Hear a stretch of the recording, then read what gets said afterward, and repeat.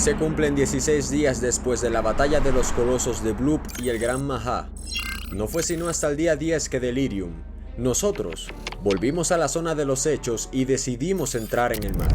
Hemos explorado 4 de las 5 zonas designadas hasta ahora, a una profundidad promedio de 2.300 metros. Lo hemos logrado gracias a 2 nuevos prototipos exitosos de submarino, el AO2AY-01 y el torpedero Brigard. Todavía no hallamos rastros del supercetáceo. Hoy exploraremos la última área de posible contacto y dividiremos el equipo submarino en 2. Nuestro líder, Philip Forte, a cargo del primer equipo, ha designado un perímetro grande de drones autónomos que vigilan una sección profunda hasta la superficie. El segundo equipo, liderado por Jorge, explorará la sección del área opuesta a nosotros. Contamos con 3 barcos, 2 de transporte y la ayuda de un destructor. ¿Estamos preparados?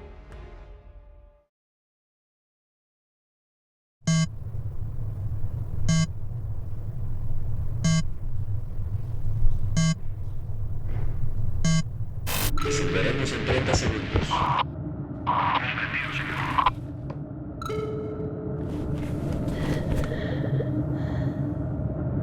Segundo equipo de exploración. Jorge, ¿me recibes?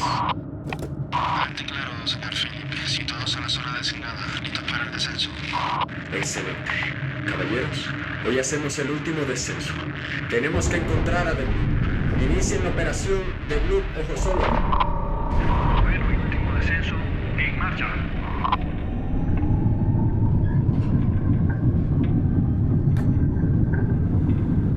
Estoy asustado, señor. No puedo negárselo. Esa serpiente... Lo sé, Dylan, pero trata de calmarte. No es nuestro primer día aquí abajo. Y para esto tenemos el apoyo de un Brigard y la custodia de un destructor.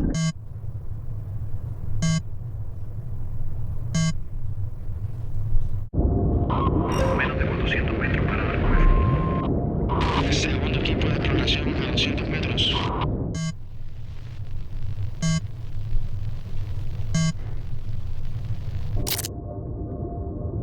$50 metros sobre el fondo.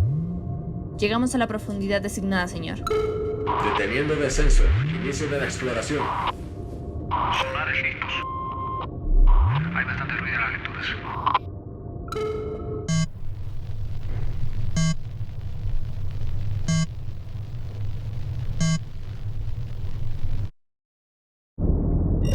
Philip, tengo algo a 26 grados al estribor. Es un objeto grande. Hay mucha reverberación en el agua. De acuerdo. Primer equipo de exploración. Rumbo 26 grados a estribor. Lo veo. Formen un perímetro. Mire eso. Cuarta muestra del cuerpo de The Bloop que encontramos. Marquen la coordenada y contacten con la flota. Debemos extraerlo. Entendido. Jorge, ¿cuál es tu situación? Sin novedades, mucho ruido en las lecturas y zonas muertas. Media más y culminaremos el recorrido. No hay rastro del cetáceo, señor. Me extraña que no encontremos semejante coloso. Jorge, ¿no observaron alguna perturbación en el suelo? ¿Alguna huella de gran tamaño? Negativo, no nos fijamos en el relieve. Ya tengo mis sospechas. Nosotros encontramos un resto del supercetáceo. Reanudaremos en breves la exploración.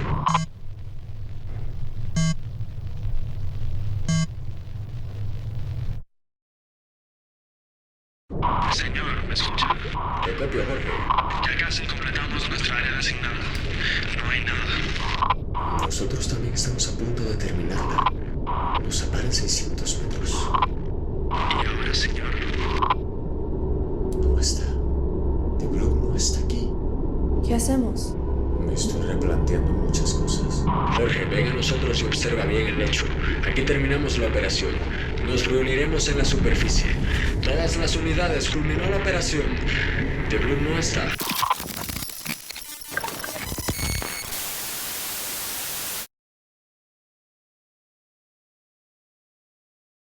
Descubre Protex, 12 horas de protección antibacterial. Protex, para la buena salud de tu piel. Enterogermina restaura la flora intestinal para que en el regreso a clases disfrute con sus amigos.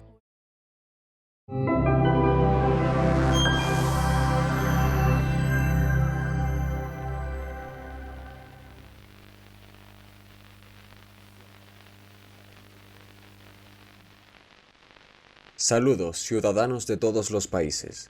Somos los encargados de Delirium. Estudiamos a los colosos y su rol en el océano. En las últimas semanas hemos atravesado una serie de contratiempos que han perturbado nuestros planes. The Bloop no fue encontrado. ¿Cómo es esto posible? No podemos negar el pánico que hubo en nuestro equipo. Estallaron cientos de preguntas. Formamos una reunión entre los miembros de la organización y discutimos varias hipótesis para encontrar la respuesta a esta incógnita.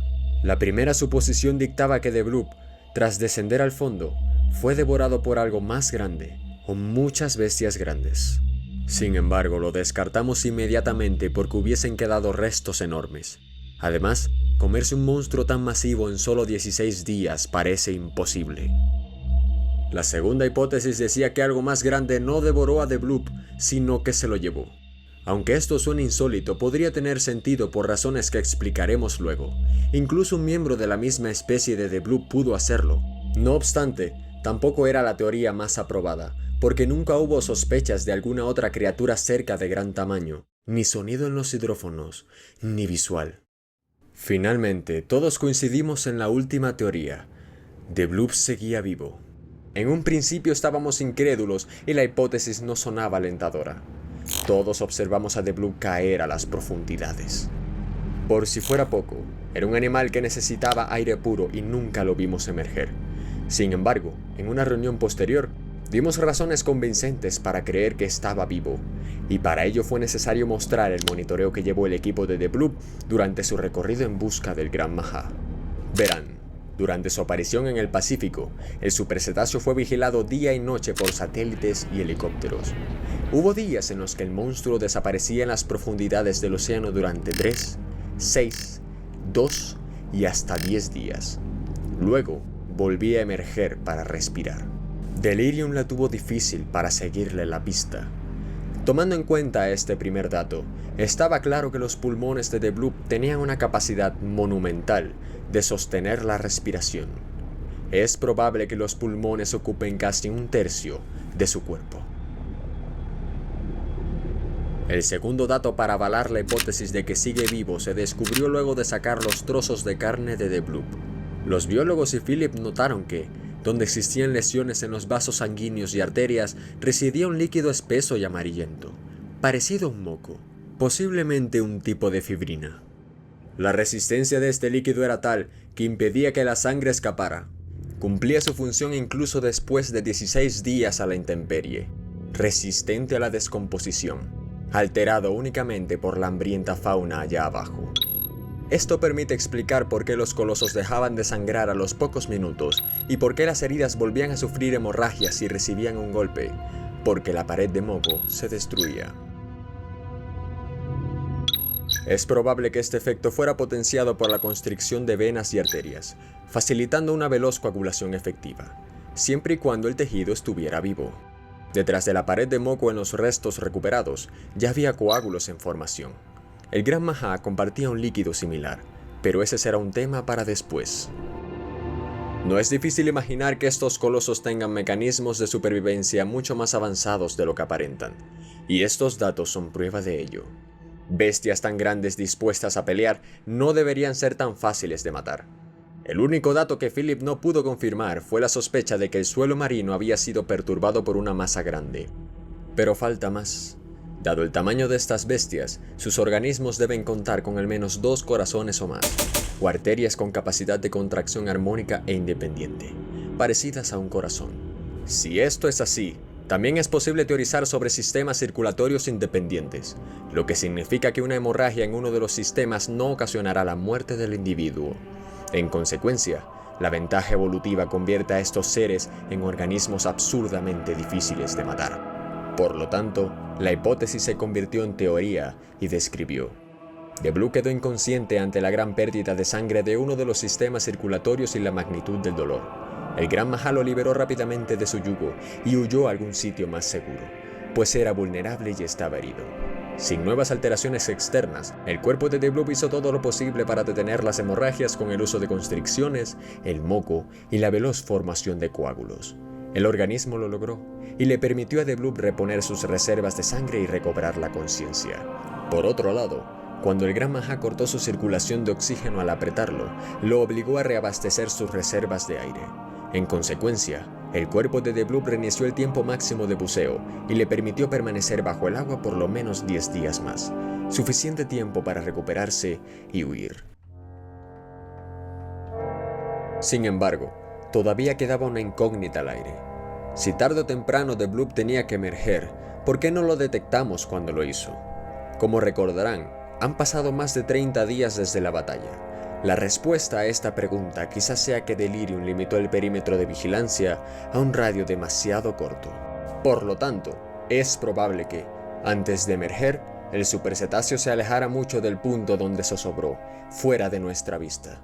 Nos olvidamos de que incluso para The Bloop, el océano es un sitio demasiado grande. Solo nos quedaba rezar por la fortuna de que algún satélite lo pillara infraganti, pero no tuvimos suerte. Una motosierra.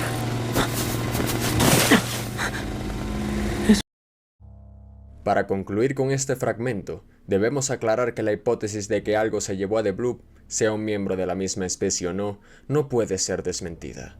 Simplemente creemos que es poco probable. Pudo haber sido una especie distinta en busca de un mejor lugar para alimentarse, o un miembro de la especie del supercetáceo esperando el fin de la batalla para alejar a su compañero caído del combate. Meras suposiciones. Ahora bien, en el consenso también se debatió por qué The Bloop perdió con relativa facilidad. Se tomaron en cuenta varios factores y se estudió su anatomía. Aunque pareciera que el hecho de respirar oxígeno puro fuese una desventaja para el supercetáceo, la realidad es que contar con pulmones tan grandes puede ser una ventaja, dependiendo del rival a combatir.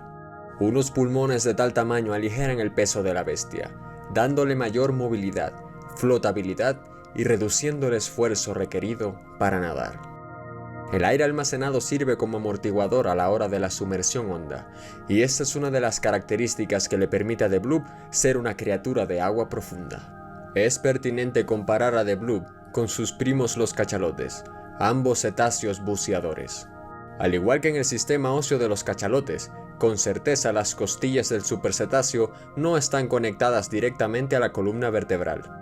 Las grandes presiones del océano comprimirían el cuerpo del coloso sin que fuese aplastado, y su flexibilidad, la resistencia del sistema óseo y el aire almacenado en sus pulmones lo harían resistir. Gracias a estas características, The Bloop es mucho más veloz que el Gran Maha, pero su robustez suprime el potencial de su agilidad, cuyo rival sí posee. No obstante, la serpiente supo aprovechar estas características de The Bloop en su contra. Para ejemplificarlo, durante la batalla, la criatura intentó atacar las aletas del supercetáceo hasta que lo consiguió, quitándole mucha maniobrabilidad. En el primer intento, The Bloop pegaba sus aletas al cuerpo para evitar resistencia con el agua. Sin embargo, en la segunda ocasión, el cetáceo descendía en picado, a una velocidad vertiginosa. Quizás sus instintos lo traicionaron al expandir sus aletas para reducir velocidad. Esa fue la oportunidad perfecta para el Gran Maha. Al apretar sus pulmones y asfixiarlo, la serpiente obligó a The Bloop a priorizar la renovación de oxígeno para sobrevivir, y aprovechó la ocasión para morder la cola. Estas mordidas estratégicas redujeron las posibilidades del supercetáceo. Una de las mayores diferencias en el poder de ataque de estos monstruos es la mordida. Los dientes del Gran Maha están hechos para desgarrar y destruir. Toda su cabeza está diseñada para proporcionar seguramente la mordida más implacable del océano. Todo lo que esta serpiente muerda lo hará pedazos. Por otro lado, la mordida de The Bloop está diseñada para sostener y atrapar. El enorme diámetro de su boca le permite capturar a sus enemigos muy sencillamente. Otro monstruo no habría podido escapar de él. Sus dientes son anchos y filosos, pero de poca longitud, incapaces de perforar hasta órganos vitales. Aún así, su enorme fuerza pudo fisurar los huesos de su rival. El supercetáceo, por su complexión, es mucho más fuerte que el Gran Maha, pero es una fuerza que no supo dominar, dada su inexperiencia. Este detalle nos lleva al siguiente punto a favor de su derrota. The Bloop es un ejemplar muy joven. En su primera aparición, dato que reclutaremos otra vez, medía unos 70 metros de largo. Si se pensaba que eso era masivo, la sorpresa ante su posterior crecimiento sería incalculable. Tiempo después, la criatura, En cuestión de pocos meses, creció descomunalmente hasta alcanzar los 351 metros de largo. Quizá este crecimiento sea signo de madurez adulta, y el de Bloop que vimos no era más que un adolescente, carente de cicatrices importantes y, por lo tanto, un inexperto guerrero.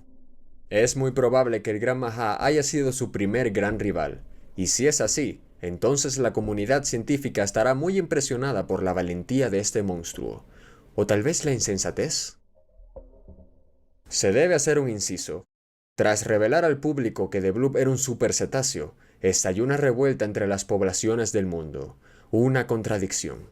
Nació entonces la lógica pregunta: ¿cómo es posible que estos monstruos tan masivos, con la facultad de medir más de 300 metros y la necesidad de respirar en la superficie, no hubiesen sido descubiertos hasta el año 2022? La pregunta no tiene respuesta, porque la realidad es que la existencia de la especie de The Bloop dejó de ser un misterio desde antes de escucharse el mítico sonido de la bestia en 1997. En enero del año 1991 se captó en cámara esta imagen. Esta es la fotografía del lomo de un ejemplar de 200 metros en el Pacífico, tomada desde un buque petrolero, a 120 leguas de las costas de Chile. Sin duda alguna, esta noticia puede parecer inaudita para la población, pero el temor de los gobiernos a que tal descubrimiento ocasionara pánico entre sus ciudadanos impidió que la información fuera revelada. Y ahora las autoridades del mundo se arriesgan a perder la poca credibilidad que tenían. Es por eso que Philip sugirió a sus superiores que fueran transparentes con la población, y gracias a ello es que podemos ahora contar esta información, revelar nuevos detalles y destruir contradicciones. La primera especie categorizada como coloso en este mundo fue la especie Labodotype macrostoma, a la que pertenece The Bloop.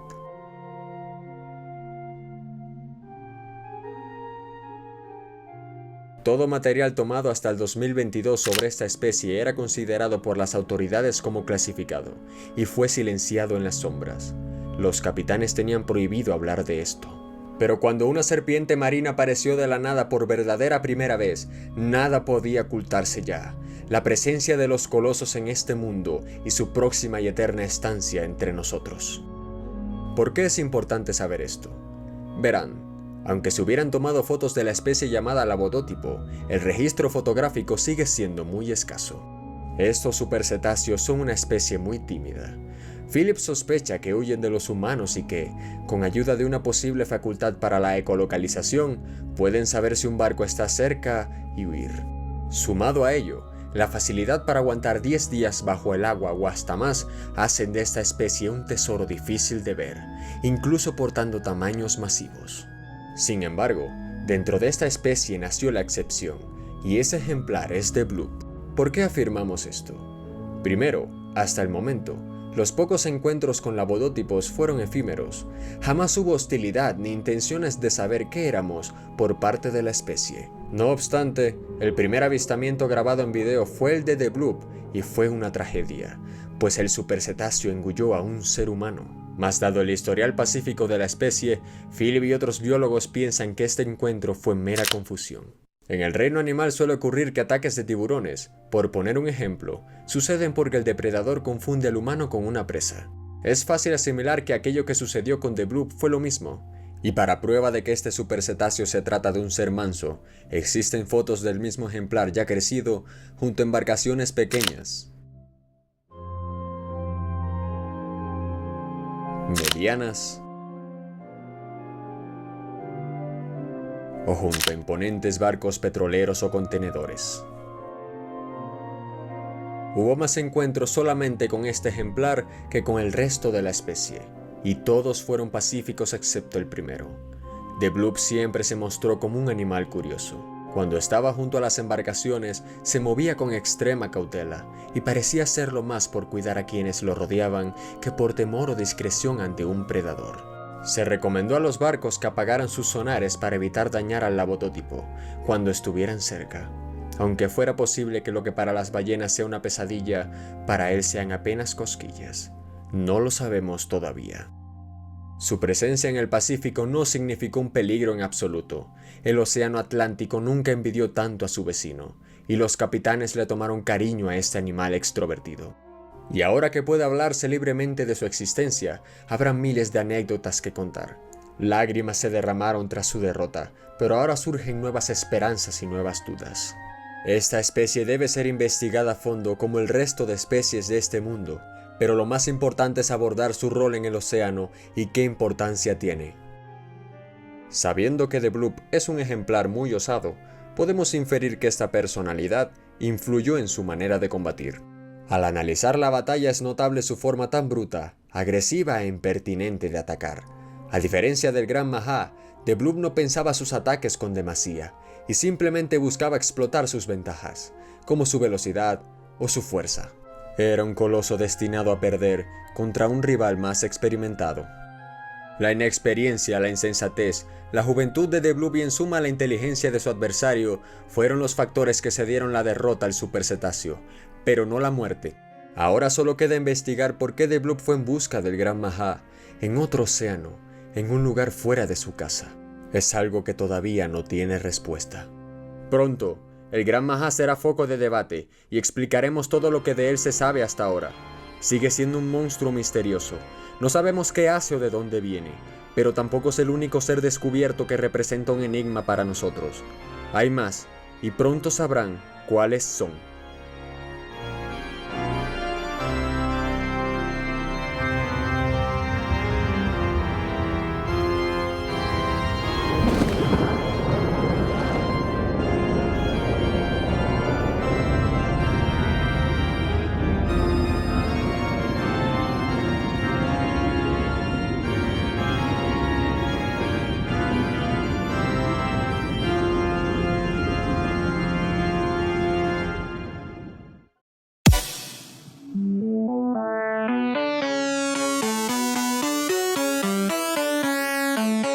Hola, buenas.